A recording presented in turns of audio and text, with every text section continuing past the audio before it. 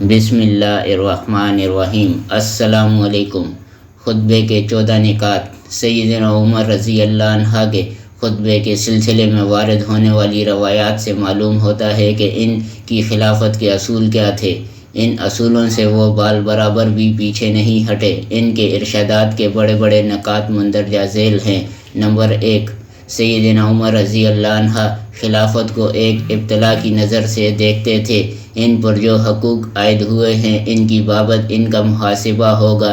یہ منصب تمام خلفائے راشدین کے ہاں ذمہ داری اور ابتلا کا درجہ رکھتا تھا۔ وہ اس منصب کو سرداری، جائے و حشمت یا سربلندی کا باعث نہیں سمجھتے تھے۔ نمبر 2، منصب خلافت ریاست کی بہت سی ذمہ داریوں کو نبھانے کا متقاضی تھا۔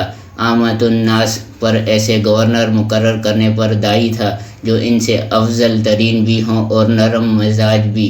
سیدنا عمر رضی اللہ عنہ صرف حکام کے تقرر ہی میں دور اندیشی کے کاہل نہ تھے، بلکہ وہ تو اللہ تعالیٰ کی حضور عہد بر ہونے کے لیے ضروری سمجھتے تھے کہ تمام اعمال اور گورنروں کی مسلسل نگرانی بھی کی جائے۔ ان کی نگرانی سے کسی عامل کو مفر نہیں تھا۔ ان میں سے جو لوگوں سے اچھا سلوک کرتا تھا اس کے ساتھ بہتر سلوک کیا جاتا تھا، اور جو عوام سے برا سلوک کرتا تھا اس کی خوب اچھی طرح گوشمالی کی جاتی تھی۔ انشاءاللہ تعالی ہم ان تمام باتوں کا تذکرہ اللہ تعالیٰ کے فضل و کرم سے سیدنا عمر رضی اللہ عنہ کی طرف سے قائم کردہ اعمال کی مجلس اور سیدنا عمر رضی اللہ عنہ کی طرف سے اس میں روز بروز ترقی و توسیع کا تذکرہ کرتے وقت کریں گے۔ نمبر 3، سیدنا عمر رضی اللہ عنہ میں پائی جانے والی سختی اور شدت کا نرمی اور مہربانی میں تبدیل ہونا بڑا ہی ایمان افروز پہلو ہے۔ انہوں نے فرمایا کہ وہ ان لوگوں کے لیے میزان عدل قائم فرمائیں گے جو کسی پر ظلم و تعدی کریں گے۔ انہوں نے خبردار کیا کہ ایسا ظالم و ذلت و رسوائی اور سزا کا مستحق ٹھہرے گا۔ انہوں نے اپنے خطبے میں زور دے کر ارشاد فرمایا، میں کسی ایسے آدمی کو معاف نہیں کروں گا جو کسی پر ظلم و تعدی کرے گا، میں اسے زمین پر لٹاؤں گا۔ مزید فرمایا، جو میانہ روی، دین اور پاک دامنی کے راستے پر چلے گا اس پر اس کی توقع سے زیادہ مہربانی و شفقت ہوگی۔ آپ نے فرمایا، میں ایسے نیک آدمی کے لیے اپنی گردن جھکا دوں گا۔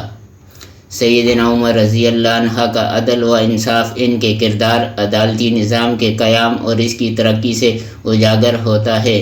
ان کی خلافت کی تمام پالیسیوں اور ساری مملکت میں ہر طرف عدل و انصاف ہی جلوہ گر نظر آتا تھا۔ نمبر 4، اس دور میں خلیفۃ المسلمین نے امت اور دین کی طرف سے دفاع کی ذمہ داری اٹھائی اور یہ عہد کیا کہ وہ سرحدوں کی حفاظت کریں گے اور ہر قسم کے خطرے سے انہیں محفوظ رکھیں گے۔ سب سے زیادہ قابل توجہ بات یہ ہے کہ انہوں نے اسلامی افواج پر کبھی کوئی سختی روا نہیں رکھی۔ انہوں نے ان کی طاقت سے زیادہ عرصے تک سرحدوں پر متعین نہیں فرمایا۔ جن مجاہدین کی ڈیوٹی سرحدوں پر ہوتی تھی، جناب سیدنا عمر رضی اللہ عنہ اور ان کے سرکاری اہلکار ان کے بال بچوں اور دیگر اہل خاندان کی حفاظت خود کرتے تھے۔ سیدنا عمر فاروق رضی اللہ عنہ نے دفاعی شعبے کو زبردست استحکام بخشا۔ انہوں نے اپنی مساعی جمیلہ سے مسلمانوں کی فوجی قوت اور اس قدر مضبوط کر دی کہ اس دور کی معاصر دنیا میں اتنی مضبوط فوجی طاقت کسی کے پاس نہیں تھی۔ نمبر 5، اس دور میں خلیفۃ المسلمین نے عوام کے مالی حقوق کا مکمل تحفظ کیا، خراج اور مالی کا عادلانہ نظام قائم فرمایا۔ اس نظام کی بدولت لوگوں کی محتاجی ختم ہو گئی۔ سیدنا عمر رضی اللہ عنہ نے اس آمدنی کو صرف صحیح مدوں میں اور درست مواقع پر خرچ کرنے کا اہتمام فرمایا۔ وہ عوام کی تنخواہوں اور ہدیوں میں مسلسل اضافہ فرماتے رہے، جس کی بدولت لوگ جہاد، غزوات اور تمام سرکاری اداروں میں بڑی محنت اور خلوص سے خدمات انجام دیتے تھے۔ سیدنا عمر رضی اللہ عنہ ہی نے یہ جامعہ اہتمام فرمایا کہ مالی ادائیگیوں کے بھرپور ریکارڈ کی ایک روشن مثال قائم ہوگی۔ سیدنا عمر رضی اللہ عنہ نے باقاعدہ محکمہ مالیات قائم فرمایا۔ اس محکمے کے تحت آمدنی کے ذرائع اور ریاست کے اخراجات کا مکمل ریکارڈ رکھا جاتا تھا۔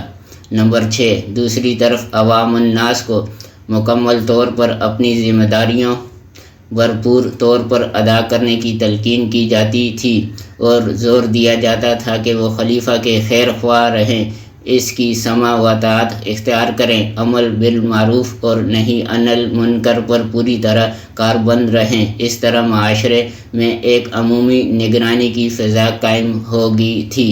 نمبر 7، سیدنا عمر رضی اللہ عنہ نے لوگوں کو اچھی طرح خبردار کر دیا کہ تمام بہتر اور خوشگوار نتائج اسی وقت سامنے آ سکتے ہیں جب لوگ اللہ کا ڈر، محاسبہ نفس اور قیامت کے دن اللہ تعالیٰ کے حضور پیش ہونے کا تصور دل میں ہر آن تازہ رکھیں۔ نمبر 8، حضرت علامہ شیخ عبد الوہاب نجار نے سیدنا عمر رضی اللہ عنہ کے قول عرب کی مثال نکیل ڈالنے والے اونٹ کی طرح ہے یہ پر حاشیہ تحریر فرمایا ہے۔ وہ لکھتے ہیں، نکیل ڈالا ہوا اونٹ وہ ہوتا ہے جو تجربہ کار اور محنت و مشقت کا عادی ہو۔ ایسا اونٹ ڈانٹ ڈپٹ کا محتاج نہیں ہوتا، مار نہیں کھاتا، بلکہ پرسکون انداز میں اشاروں پر چلتا رہتا ہے۔ ان موضوع الفاظ میں امت اسلامیہ کی بہترین مثال بیان کی گئی ہے۔ اس دور میں امت ایسی ہی تھی، وہ خلیفہ کی بات سنتی تھی اور انتہائی اطاعت گزاری کا مظاہرہ کرتی تھی۔ جو ہی کوئی حکم ملتا فوراً عمل کرتی تھی، اور جب کسی کام سے منع کر دیا جاتا تو یک قلم رک جاتی تھی۔ ایسی امت کے لیڈر پر بہت بڑی ذمہ داری عائد ہوتی ہے کہ وہ ہر دم اس کا خیال رکھیں، اس کے حالات کی ہر دم بہتری کے لیے سرگرم میں عمل رہیں، پوری سمجھداری اور جانفشانی سے کام کریں، ان کے لیے ہر اہم معاملہ کھول کر بیان کریں تاکہ ایسا نہ ہو کہ کوئی شخص کسی خطرے یا ہلاکت میں جا گرے۔ لوگوں کو بے آسرا نہ چھوڑے۔ قوموں کو آزمائش کے بھنور میں بے آسرا چھوڑ دینا متکبر حکمرانوں کا شیوا ہے، اور خطبے میں وارد راستے سے مراد ایسا راستہ ہے جس میں کسی قسم کا ٹیڑھا پن نہ ہو۔ ایسا ہی ہوا۔ سیدنا عمر رضی اللہ عنہ نے اپنی قسم پوری فرمائی اور وہ امت کی صحیح رہبری فرماتے رہے۔ نمبر 9، اللہ تعالیٰ کا سخت خوئی اور نرمی کے بارے میں وضع کردہ نظام، لوگوں کے حالات، معاشرتی معاملات اور ان کا ایک آدمی کے گرد جمع ہونا، اس کی بات قبول کرنا، اس کی بات غور سے سننا اور اس سے انس رکھنے جیسے معاملات پر لاگو ہوتا ہے۔ نظام علی یہ ہے کہ کوئی سخت گو اور سخت دل آدمی سامنے آئے تو اس سے نفرت کی جائے، چاہے وہ انتہائی خیر خواہ لوگوں کے حق میں بہتر اور انہیں نفع پہنچانے پر کتنا ہی مائل کیوں نہ ہو۔ اللہ تعالیٰ کا فرمان اس پر دلالت کرتا ہے۔ بس اللہ کی طرف سے بڑی رحمت ہی کی وجہ سے آپ کے لیے نرم واقع ہوئے ہیں، اور اگر آپ بد خلق سخت دل ہوتے تو یقیناً وہ آپ کے آس پاس سے منتشر ہو جاتے۔ سو ان سے درگزر کیجیے اور ان کے لیے بخشش کی دعا کیجیے اور اہم معاملے میں ان سے مشورہ کیجیے۔ اسی لیے جب سیدنا عمر رضی اللہ عنہ خلیفہ بنے تو انہوں نے اللہ تعالیٰ سے یہ دعا فرمائی کہ اے اللہ، میں سخت ہوں، مجھے نرم تر بنا دے۔ اللہ تعالیٰ نے ان کی دعا قبول فرمائی اور سیدنا عمر رضی اللہ عنہ کا دل نرمی، شفقت اور مہربانی کے جذبوں سے لبریز ہو گیا، اور منصب خلافت پر مطمئن ہونے کے بعد نرمی اور نوازش ان کی صفت لازمہ بن گئی۔ لوگوں نے نبی صلی اللہ علیہ وسلم کی حیات طیبہ اور سیدنا ابو بکر صدیق رضی اللہ عنہ کے دور میں بھی سیدنا عمر رضی اللہ عنہ کو نہایت سخت اور اپنی بات کا پکا دیکھا تھا۔ تاریخ سے پتہ چلتا ہے کہ جب سے سیدنا عمر رضی اللہ عنہ اسلام میں داخل ہوئے اور خلافت تک پہنچے، انہوں نے مسلسل نبی صلی اللہ علیہ وسلم اور پھر حضرت ابو بکر صدیق رضی اللہ عنہ کے روبرو اپنا ہر موقف دو ٹوک ظاہر کیا، لیکن جب کندھوں پر خلافت کا بوجھ آیا تو وہی عمر بہت شفیق اور مہربان بن گئے۔ نمبر 10، خلفائے راشدین کے زمانے میں عمومی بیعت کا دائرہ مدینہ طیبہ تک ہی محدود ہوتا تھا۔ کبھی کبھار ہی ایسا ہوتا تھا کہ ارد گرد کے بسنے والے قبائل، بدوی یا مہمان بھی بیعت میں شامل ہو جاتے تھے اور باقی سب شہر مدینہ کے تابع ہوتے تھے۔ اس لحاظ سے بیعت کو تنقید کا نشانہ نہیں بنایا جا سکتا، نہ ہی اس کی شرعی حیثیت کم ہو سکتی ہے، کیونکہ دور دراز تک پھیلے ہوئے تمام شہروں اور دیہاتوں و قصبات کے لوگوں سے بیعت حاصل کرنا محال تھا اور اس کے لیے سرکاری انتظامات کرنے ضروری تھے، مگر دوسری طرف رعایا کے کاموں میں تعطل بھی ممکن نہ تھا۔ لیکن اس کے ساتھ ساتھ یہ جان لینا چاہیے کہ حضرت ابو بکر صدیق رضی اللہ عنہ، عمر اور عثمان رضی اللہ عنہ کے ادواروں میں ان کی مدینہ طیبہ میں ہونے والی بیعت کی صرحاً یا ضمناً تصدیق دیگر علاقوں سے بھی ثابت ہے۔ اس میں کوئی شک نہیں کہ اسلامی ریاست کے ابتدائی دور میں تو خود ریاست اور اس کے ادارے نشوونما پا رہے تھے، بس کچھ تجربے تھے جس کی بدولت اس کھیتی کی آبیاری ہو رہی تھی۔ بیعت خلافت کی پوری بحث۔ نمبر 11، بیعت خلافت کی پوری بحث کے دوران میں ہم نے کہیں نہیں پڑھا کہ کسی عورت نے اب بھی ابو بکر صدیق رضی اللہ عنہ یا سیدنا عمر رضی اللہ عنہ یا کسی اور خلفائے راشد کے ہاتھ پر بیعت کی ہو، اور نہ ہی قدیم سیاسی اور شرعی کتابوں میں اس چیز کا تذکرہ ملتا ہے کہ عورت بھی بیعت یا دیگر امور خلافت میں حق رکھتی ہے۔ ظاہر بات ہے کہ اسلامی تاریخ کے بڑے بڑے ادواروں میں بیعت کا انحصار صرف مردوں ہی پر تھا، نہ مردوں نے کبھی عورتوں کو طلب کیا، نہ وہ خود اس کام کے لیے آگے بڑھی، نہ انہوں نے ایسا کوئی مطالبہ ہی کیا۔ عورتوں کا بیعت کے وقت موجود نہ ہونا ایک قدرتی امر تھا، یہاں تک کہ اسلامی آئینی حقوق کے علماء نے بھی اس طرف کوئی ادنیٰ سا اشارہ بھی نہیں کیا۔ اس تاریخی اور فقہی حقیقت سے کسی شرعی حکم میں کوئی کمی نہیں آئی۔ عورت کا بیعت نہ کرنا ایک طبعی امر تھا۔ قرآن و سنت دین حنیف کا سر چشمہ ہے، ان میں بھی کہیں کوئی ایسا اشارہ موجود نہیں کہ بیعت میں عورت بھی شرکت کرے۔ نمبر 12، عرب قیدیوں کی واپسی۔ سیدنا عمر رضی اللہ عنہ نے منصب خلافت سنبھالنے کے بعد سب سے پہلے جو فیصلہ فرمایا وہ یہ تھا کہ مرتدین کے خلاف جنگوں میں قید ہونے والے افراد کو ان کے خاندانوں میں واپس بھیجا جائے۔ انہوں نے فرمایا، میں عرب میں کسی کو غلام یا کنیز بنانا پسند نہیں کرتا۔